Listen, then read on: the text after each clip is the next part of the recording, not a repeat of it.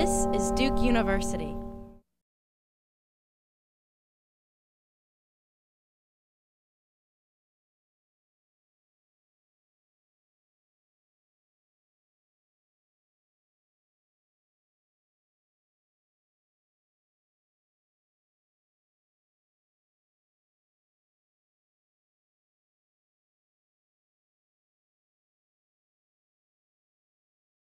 Well, good morning, everyone. I'm David Purohit, and we have a great panel. We're going to talk about organic growth, or high-tech organic growth, really, because that's not what we're talking about. Okay, so, and we have a distinguished panel, and I'm really pleased that they're here. What I'm going to ask them to do is give us a 1-minute, update on their lives. And then we'll move on. We have plenty to talk about.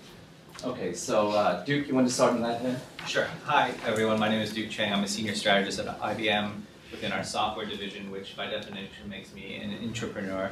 My job is essentially, as my boss hits me over the head every day and tells me, to go find big piles of money out there in the market and figure out how we get them, either through organic development, as we'll talk about today, or other means. Within our strategy group, we also have our business development and M&A functions under what we do. And so, we're out there usually looking at the horizon, 3 to 5 years ahead of where the division is at now, and figuring out how we move things forward to where we think it's going to be. I'm Katrinka McCallum. I'm with Red Hat here in Raleigh, and my role at Red Hat now is actually Vice President of our cloud ecosystem, and cloud computing is something that's very topical and very entrepreneurial. In fact, the market dynamics are such that things are changing every day. We are in the process on our team of actually looking at all of the relationships that we have across the company and thinking about our partner strategies for partnering and winning business partnership relationships with public cloud providers, the ISV community, the hardware community that's underneath all of the infrastructure that's being built out. And really I'm trying to understand how those relationships change, what that's going to do to our business models. We're changing our pricing models, we're changing a whole lot of things. So I can tell you from the bleeding edge of the company how one actually inside a corporation lives entrepreneurially on a daily basis. Thanks. So, hi everyone, my name is Tony Frazier. I'm the Senior Director of Product Management for a business unit in Cisco's Emerging Technologies Group. So I call myself a recovering entrepreneur. So I'm trying to become an entrepreneur, but I've been with Cisco for 2 years. And I joined after spending about a dozen years at startups, venture-backed startups. I was with a company that was backed by Sequoia, Charles River Venture, Greylock. And after selling that business to IBM, I worked at another private equity-backed company as head of marketing for a region for that business, and then joined Cisco to form the group. And I think the thing that's interesting about Cisco's approach to innovating new businesses is that we've created a separate technology group within our development organization that incubates many concepts from high-level conception, and we'll talk about the way that we feed the funnel, all the way through to nurturing it, and then launching that product, and then getting to the stage where it graduates and goes into the mainline Cisco business. So, it's been a great experience. Hi everybody, my name is Steve George. I'm a graduate of this place, and I was walking around yesterday with my mouth open. It's been quite a long time since I've been here, and it's changed a lot. I am a consumer marketer by trade. I got my start similar to Steve Knox. I worked at P&G for 5 or 6 years. But somehow I got lost along the way and found myself in technology.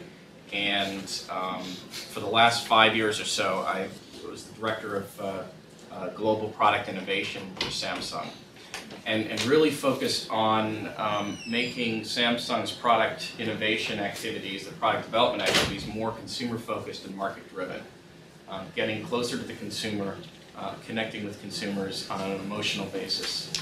Not just in terms of bits and bytes and tech specs.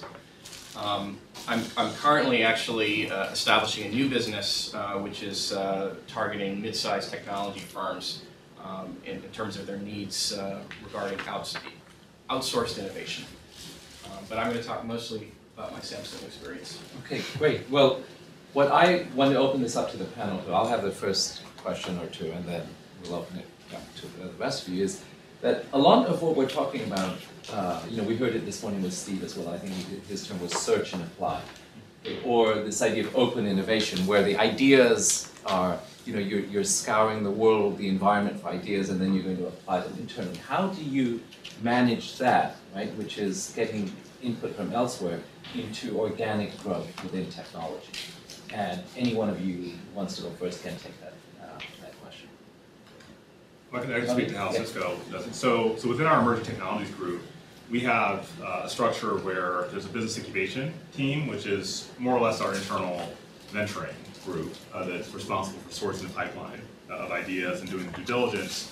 With a CTO group that does technical validation of those concepts, and then there's different operating businesses that once they've gone through that process, they nurture that opportunity through. So the front end of the funnel, we source ideas principally through two systematic mechanisms. One is for sourcing ideas within the company. So we have a program called iZone, stands for Idea Zone.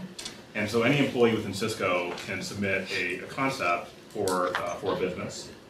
And it's an open platform. It's started out as a wiki. It's evolved into more of an ideation platform, powered by a company, Bright Idea, actually. And what it does is it allows someone to submit that concept, and then different people can view and rate it. And then that gets it from thousands of ideas down to a subset. They go through a more rigorous due diligence process. Now, to complement that, we have another source of concepts, which is true open innovation. And so last year, we kicked off a program called iPrize, where anyone in the world can submit a concept for a business that they feel has billion-dollar potential for Cisco. And that's really the scale of businesses that we're trying to launch within the emerging technologies group. And so small. Yeah, right. Exactly.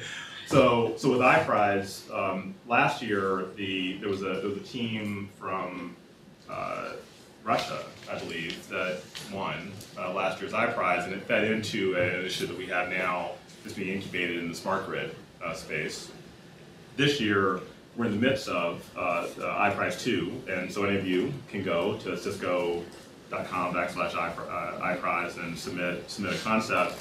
We're closing the idea submissions the end of April, early May, and then in June we'll select a winner, and for that it's a $250,000 prize for the winning team, along with the license rights residual rights to license that technology to Cisco if we build a business around that concept. So that's how we source the beginning part of the funnel, and there's many steps between that and starting the business unit and obviously launching it. Well, that's interesting. So how successful has the iZone, just out of curiosity? Well, actually, my group, the reason I'm employed is Cisco. Of an iZone submission. So there was we have, in our sales organization, we have consulting system engineers, which are basically, they're SEs, right? They're responsible for the technical selling. And there was a consulting system engineer in Italy, Fabio Gonzarelli is his name. He submitted a concept to take, he looked at, what do people do on a daily basis within companies? One of the things they do is they search for information. And so his idea was, could you make search within a company more intelligent by tapping the network to understand what content was valuable within an organization? So that was the initial idea that was submitted. It went through a kind of internal business plan competition where we recruit senior executives, so senior directors and above, to form cross-functional teams to validate that concept, and then they look at about a half dozen concepts, and there's a winning business is selected. And so my original business unit was funded based on that process, and then the goal was to form a team that combined Cisco talent with external talent. So I had worked in the enterprise search industry earlier in my career. That was a company that was acquired by IBM. And so that formed the founding team to go launch the business. So it's definitely been a great pipeline. It takes time, right, to get there. So Katrinka, how do you handle some of these issues at Red Hat, which is considerably different from Cisco? Yeah. So Red Hat, just for background, is 3,300 employees worldwide. More than half of those are outside of the United States. We're an open source development organization and believe in that throughout our company in terms of a DNA. So a lot of collaboration, a lot of ideation, a lot of community-based input. Our primary product is an operating system product, Red Hat Enterprise Linux, and that is the amalgamation of, it's probably approximately 2,000 community-based projects that feed into Red Hat Enterprise Linux. That is a derivative of a community-based solution called Fedora that Red Hat supports. It has probably more like 20,000 community-based packages and projects that are being worked on by developers all around the world. And that is a derivative of probably millions of projects out there in terms of this area. And we actually look to the community as a huge source of input. Our employees participate in the community. And there are probably developers in our organization, I'm trying to think about how many in terms of percentages, but probably don't have a good handle on the percentages. There are a number of our developers that live in the Fedora community, for example. They do not work on a commercial-based product. So we too draw from our internal brain trust, as well as our ecosystem. A number of the members that contribute to the Linux community, for example, are IBM, HP, Intel. You heard the gentleman before here. Large, in fact, you probably have more developers at IBM on Linux than we do at Red Hat, I think. That would make sense given 400,000 employees. People, yeah. Right. So there, I mean, there's a huge draw from other organizations around the world as to what the important development in technology is. The same goes true for our middleware portfolio. The same goes true for our management of these platform technologies. And what we're trying to evolve in our corporation right now is actually how do we draw this into the business side? It works really well in the engineering and development side, but how do we draw this from the community to understand the market-based and to be able to associate the business relationships with the various routes to market, how people are making money off of this technology, and thinking towards the world that I'm spending my days in right now, the cloud computing environment. It's really all about the business revolution that's going on top of a technology evolution. And so it's how do we think about getting the inputs and those partnerships so that the relationships make sense and that the business business tethering can drive some innovation in how we're doing things. So we're looking at licensing models with ISV partners and how do they enable their technologies to more agilely move from an on-premise data center to a public cloud and back again, or between cloud computing environments. And there's a lot of licensing and pricing and legal terms that go along with all of the end user customers' rights to use that software and where they can use that, and those need to be really thought through, and there's a lot of activity in that. Duke, you have some experience of this at IBM too, right? Yeah, I think it's a combination of a lot of things that have already been said, both sort of looking internally for sources of innovation. And from IBM's perspective, our Global Technology Office produces this report every year that's sort of the forecast of technology, and from that trickles down themes. Our research teams will go off and research, our product teams will go off and do work on. But also looking externally and sourcing that from your customers, from the community, and whatnot. I'll give you one example. We have a product in the division I work in called, I won't even tell you what it's called, it doesn't really matter. But the way that product was created was essentially with using customer co-creation. We had a set of customers that came to us and said, we really think we need something that looks like this, but we don't know how to build it. Can you help us with this? And it was iteratively through that sort of test, learn, and repeat cycle that Steve was talking about at the beginning, that this product actually came to be, and customers were willing to be the guinea pigs and the test bed for this as it grew up and be willing to live with the growing pains of doing that until it finally reached a point where it fit their needs and it fit the broader market needs because they were a good test bed for us. So don't discount the ability to go out there externally and look for ideas too. It's very powerful. I think that's really important. The whole customer engagement model is really, really, at the end of the day, it's all about making sure that your technologies meet the needs of a customer at the end of this. It's not about creating cool technology in a lab. I mean, I guess it could be, but... No, to your point, there was a survey that looked at, huge survey looked at industrial firms' R&D departments, and they said, what is the top source for R&D initiation. So, okay, and the top source was always customers. Right? Mm-hmm. Okay, so, you know, Steve, you've had experience. Samsung has become, you know, within the US, much more customer focused. Okay, what was the transition? What was the thinking that led them to become as much more sort of a consumer company than, you know, just a technology firm? Yes, well, that technology is sorry, I forgot the name of the panelist from Intel, from Mark. Mark. Sorry, is he here? No, All right, good. So he's not offended. He's not here. So we can talk about it. No. I mean, technology is an incredibly fast-moving industry, as you guys know, and really the issue with Samsung is a device company. It's not a software company. Apple is a software company, even though we love their devices, but at their heart, they're a software company. But what Apple understands is that you know, for making technology appealing to that majority, so that the heart of the bell curve in terms of product cycle, that you have to appeal to consumer needs, and you can't appeal to consumer needs by just offering up a device and ignoring the rest of it. And so, and the challenge, I think, for a company, Samsung is $100 billion. Samsung Electronics is a $100 billion company headquartered in Korea. So a lot of the innovation historically has come out of laboratories that are four levels below the ground in Suwon, South Korea. And but the challenge was how do we become more, and I have to stop saying we because I'm not with Samsung anymore. But how does Samsung become more consumer focused and market driven? And the answer is to establish these centers in market, which is what I was participating in. We started about 5 years ago in developing a product innovation team in Silicon Valley. It's a very small team, but really focused on cross business unit, front end ideation, concept development, alliance generation.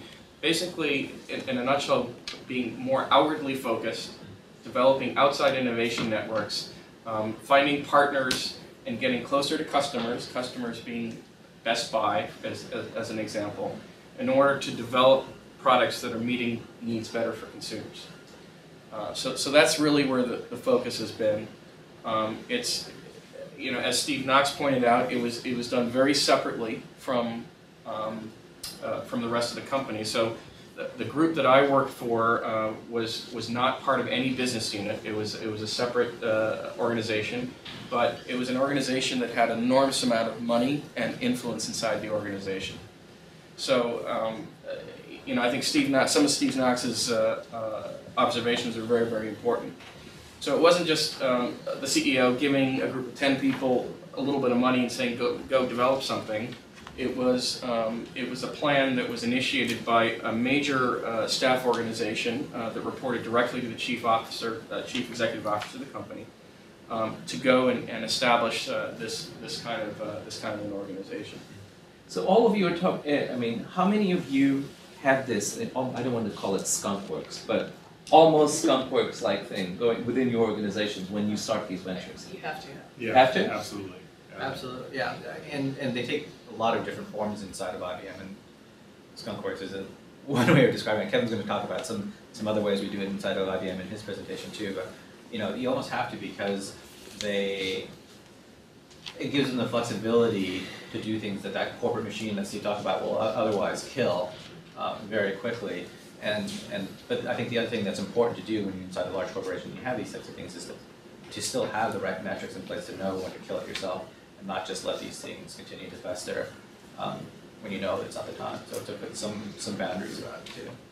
Even in a smaller corporation like Red Hat, I mean, we're a lot different size than my two pillars besides me, and I mean, this business unit that I'm in now is just that. It is a separate team carved out, some of the various players from all around the organization to focus on executing in the cloud.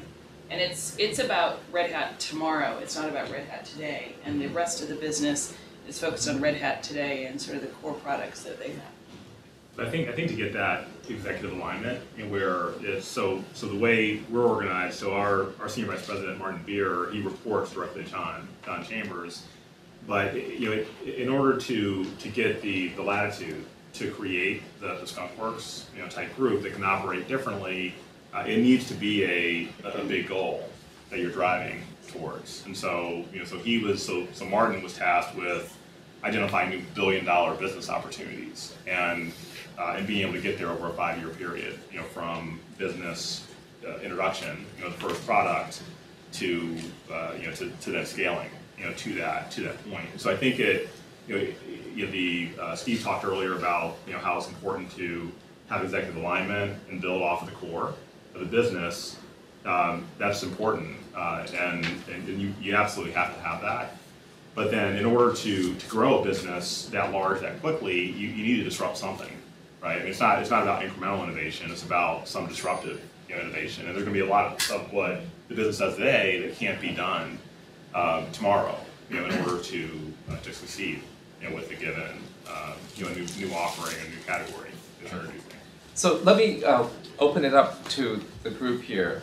Nick? I guess kind of related to that topic, what are some of the metrics that you use to help measure success along the way? And in starting new kind of businesses, it's always seems to take longer and harder than when you originally planned. And so how do you continue to validate that it's the right thing to do, even if it's longer than the plan that was originally set up front? So things change. They do change constantly. I mean, that's part of being an entrepreneur is you need to be able to adapt to change. So early in the cycle, it's really about the magnitude of the opportunity, and the degree of is this an adjacency that the business can be in, and then the point that was made earlier about iterate often. It's getting going with a prototype that allows you to go test the concept and validate it with customers. That's very important. It's both to do technical validation that this is possible, as well as to do customer validation that people want to pay for it. And so within Cisco, what we do is we run a GEM process for our product development, where you go through different gates and whatnot, and we employ a similar process with the stages of a new business unit. So we have a concept commit, a strategy commit, an execute commit, and each one has a go no go stage with it. And there's talented people, and if it's not the right opportunity, people get reallocated to other businesses that have higher potential.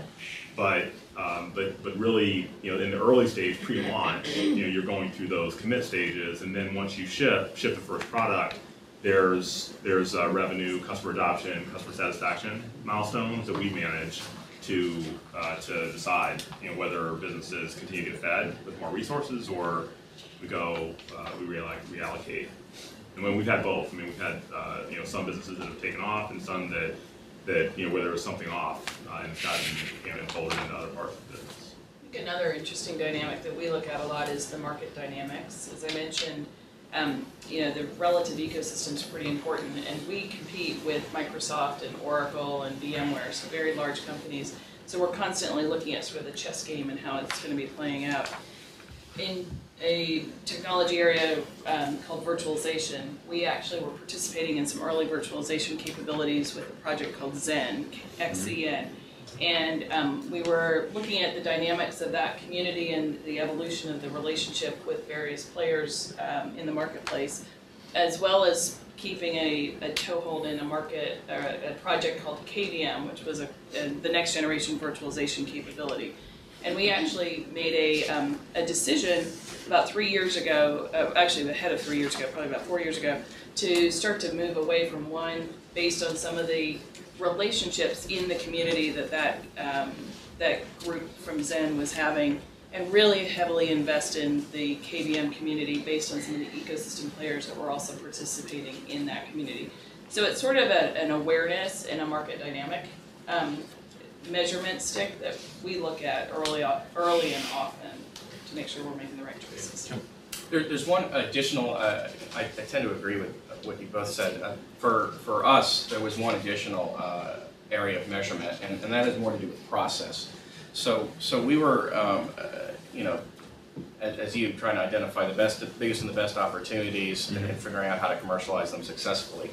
What we're also doing was working with these business units on implementing, basically trying to change the culture by implementing new processes for these business units to follow, because Samsung is a very competitive company internally, and so each of these business units is competing very ferociously against each other in some cases.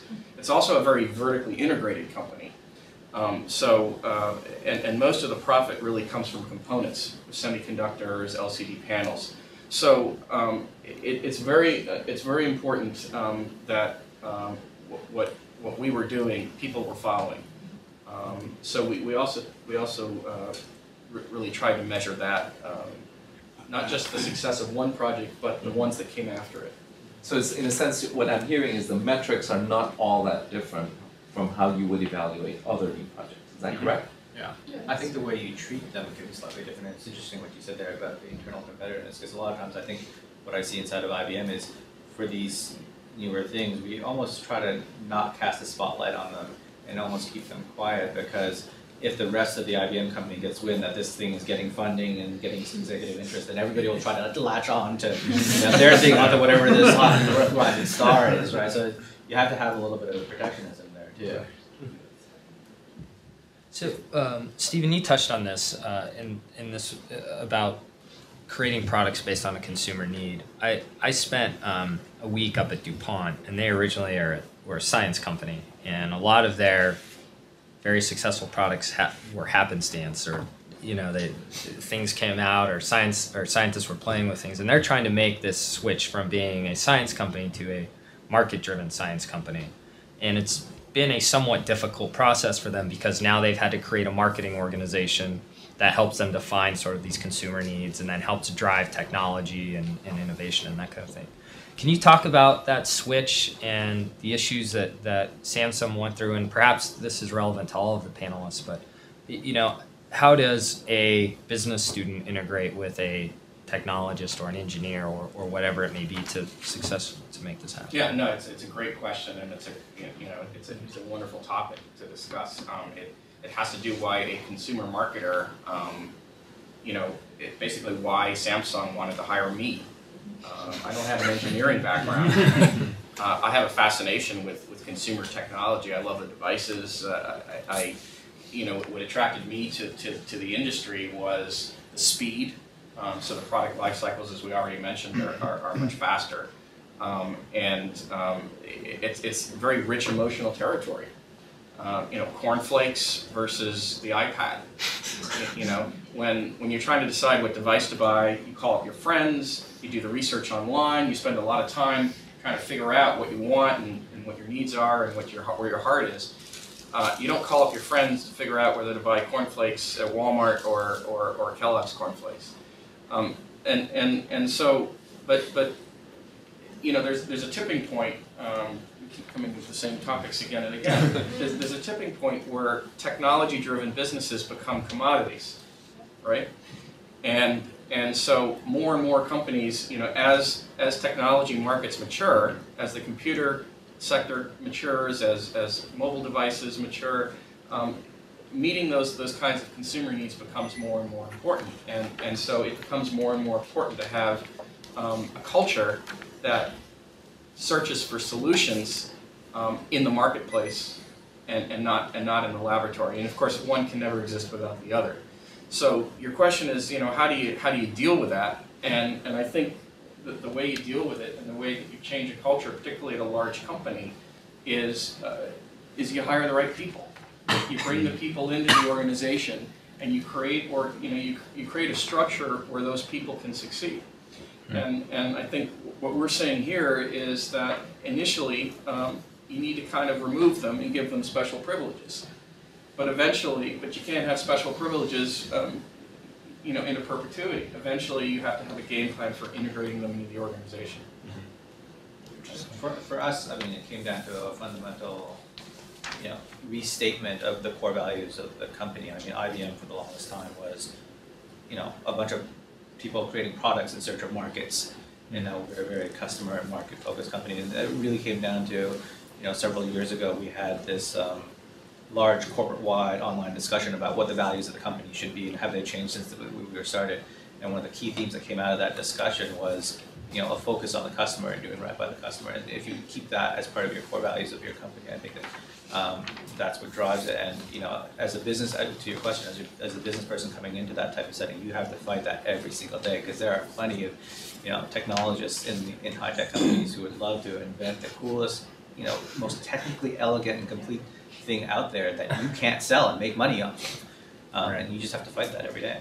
Yeah, and I think more specifically, as someone new coming into an environment like that, it's really important to be able to articulate to a technologist where the money is, right? So so Cisco has 80% market share in enterprise networks, and so there's we need to defend that part of our business, but there's new buying centers that we can go tap if Cisco's going to go from a $40 billion company to a $100 billion company. And so we have big bets in data center and collaboration and video. I mean, those are examples of areas that we're going after. But to sell telepresence, which is one of the products that was incubated, through our emerging technologies group, it requires a change in behavior, right? We're not selling against video conferencing budget. We're selling against travel budget. And so being able to go articulate what the line of business buyer pain is, what they're willing to spend, on that, and then put that in a format where you give the right level of visibility to the product teams. Then magic happens, with that. There's also an interesting dynamic around that the consumer today has more at home, more valuable technology at home than they do in the office place. Whereas 20 years ago, you had more in the office than you ever would at home. Now, I graduated in class of 95. Steve, you were 93. You didn't have email while you were here at Fuqua. No. Because it arrived here in the fall of 94. And we had these classes to introduce us as the whole student population to email. And they had special classes on PowerPoint and spreadsheets and other things like that. We had no email? We didn't have email my first year. And so my husband and I went to school together here, and he went over to the IT lab at Duke to get a special dispensation. He literally signed away, I think, our first child, future first child, to get that at duke.edu email. But yeah, so you think about it, I graduated 15 years ago. In that 15-year window, we have gone from enterprises having more capabilities than at home to the at home having more capabilities than the enterprise today. And so we're in this really interesting transformation where the demand for marketing is actually coming, I think, from the employee base as much as it is from the customer base inside an organization to make that transition so that you're not as engineering-led or as scientifically led. I think you're right. They handed me a diploma and an email address as an alumnus as I walked out the door. Yeah, you're right. We have a question back there. Tony, you in particular touched on this a little bit. How do you guys handle it when you run into a technology that isn't well embraced by people upstairs, whether it be because it's going to be cannibalization to a division or something along those lines? How do you politically navigate those waters? Because that could be pretty testy. Yeah, you need the right leadership that can sell that vision. I think that's essential. So again, and ideally you disrupt someone else as opposed to disrupting yourself. And so it happens, right? Where you're going to disrupt your core business, but ideally you find someone external that you can disrupt as well. And I could elaborate in more examples and details, but we didn't when Cisco got into the voice over IP business, it wasn't in that business before, but it was going after Avaya and Nortel and all the traditional folks, but it required to compete in that business. It required kind of a different model than what Cisco. It wasn't leveraging the same resellers, people that sold switches, right, and routers weren't able to install PBXs and endpoints. So that was really more the change that had to occur. It's how do you build a whole system around that. That's huge. I think internally, if I could just make a quick comment, sorry. you know, internally, I think in those cases, a lot of it has to come from the top. Yeah. I'm reminded of if you go into Best Buy today, the latest TVs that are coming out, HD TVs from Samsung, are the coolest things I've ever seen. But one of the things that they do is they separate the components from the screen. Okay, the component is the components, the tuner, etc., is now separate from the actual monitor, which allows it to be this thing. And I worked on a project 3 years ago that helped bring that technology to market. But at the time, the business division didn't want to go forward with it. And they didn't want to go forward with it because once you take the tuner out of the monitor package, it becomes a monitor. And that was a different division. So, and the TV division didn't want to support the monitor division. And what of course broke the logjam was the CEO just reorganized the whole and then the project was able to go forward. So it's the TV monitor division now? The whole thing is called visual display, but it's sort of a light-hearted example. But it just goes to show you how this is structure can really kind of sandbag innovation. I love this example. But I think it also takes persistence too. Like most of the time, I mean, there's sometimes that you just go out there, you sell your idea one time, everybody loves it, and off you go running, right? But a lot of the times it takes, you need to go back to them a few times and go back and convince them and build that groundswell of support, either from executive arenas or elsewhere, until you get them to even understand it. Because a lot of times when you're doing innovation inside these companies, you're talking about something that's completely out of the realm of somebody's day job, and getting them to even understand the value of that takes several conversations. So you have to be persistent with it. Do you mind telling me a little bit? Customer adoption. I think again, to the extent that you can get customers to validate that there's pain and that there's a unique solution that they're willing to pay for to address that pain, then a lot of things follow after that. Do we have time for another question? Yeah, we'll go 5 more minutes. Okay, great. Yeah, go ahead. There you go. Go ask him after. This is sort of a not necessarily question that's not really specific to high tech, but it could be depending on how you want to answer it. Since all 4 of you went to business school, Tony, we won't hold it against you that you went to some other school. But I was good at basketball team. Well, you got to tell me out of her now. That's right. So I'm curious, each one of you reflecting back on your MBA experience, is there anything that you wish you had maybe done more of, or anything that you're really glad that you gleaned from the experience, in terms of kind of thinking of it from the perspective of advice to us, since we're still in this experience? Are you a first year or second I'm year? a second year, so there's Okay, only so a couple there's weeks not much. left. She just has a few weeks to. The one thing that I think was sort of eye-opening to me was I was pretty soon after graduating, I was thrust into running a sales organization for a small team within Cabletron Systems. Is actually where I first started.